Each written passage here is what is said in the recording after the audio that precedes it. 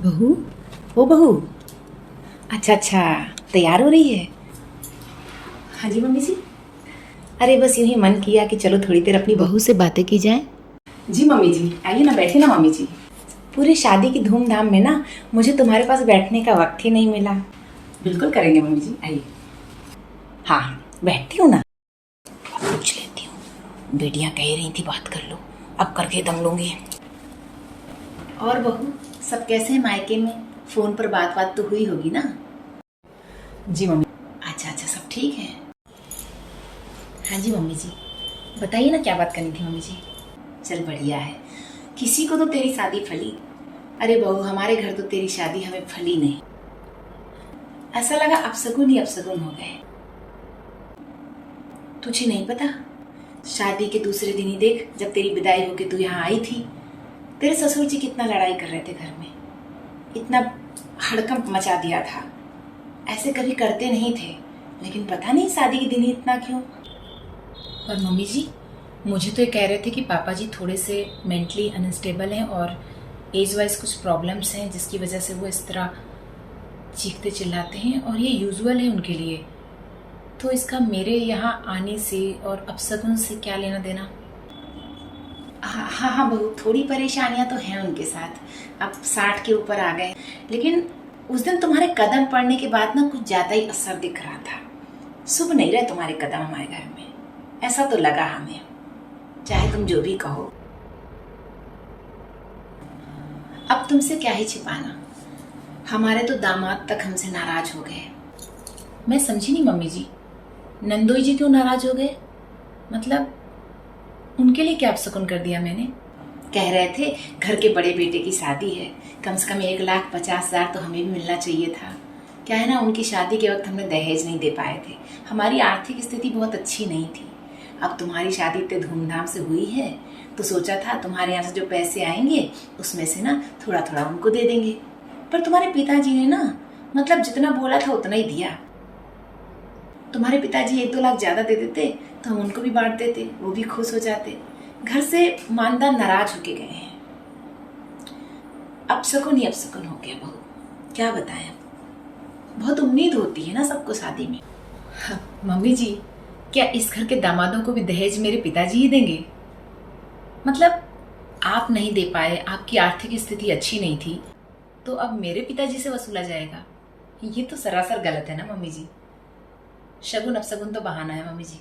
ये तो आप कुछ भी बोल रहे हैं मम्मी जी। खुद तुम्हारे नंदोई भी तुम्हारी ननंद से कह रहे थे, तुम्हारी ननंद बता रही थी कि जिस दिन यहाँ से गए हैं ना, उसी दिन पता नहीं कहाँ नया नया पैंट पहने थे, शादी वाला ही।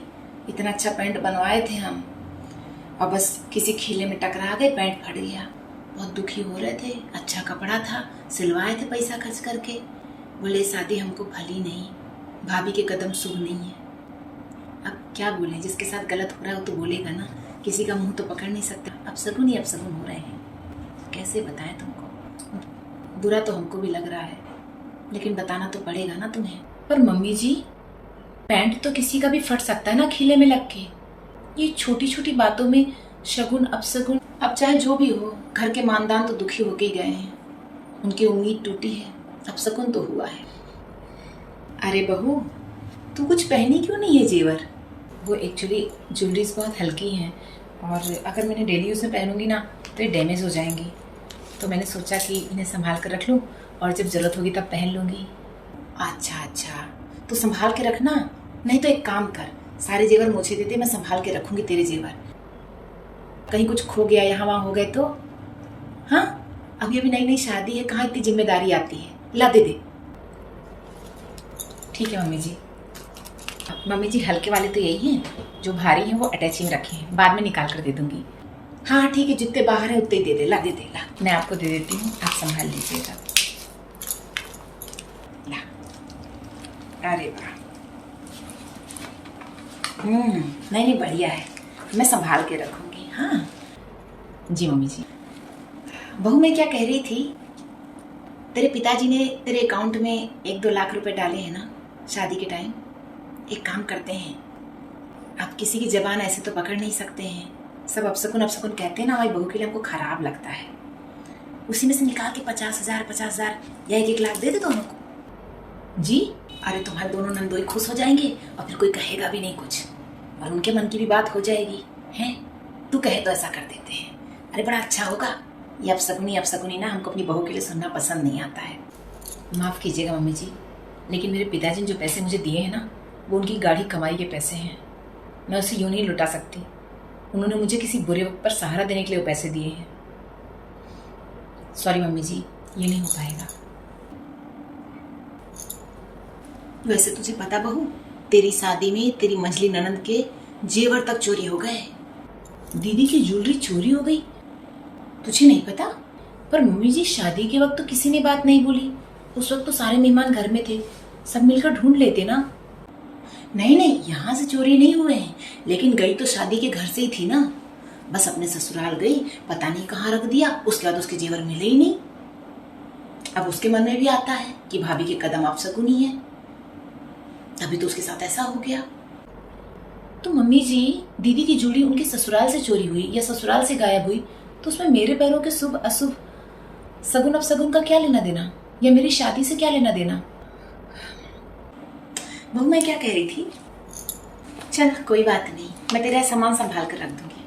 पता बहू, आज से सालों पहले मेरी सास ने भी ना मुझसे मेरे जेवर मांगे थे संभालने के लिए। मैंने अपने सारे जेवर उनको दे दिए थे। ऐसा संभाला कि जिंदगी में कभी लौटाया ही नहीं। जी?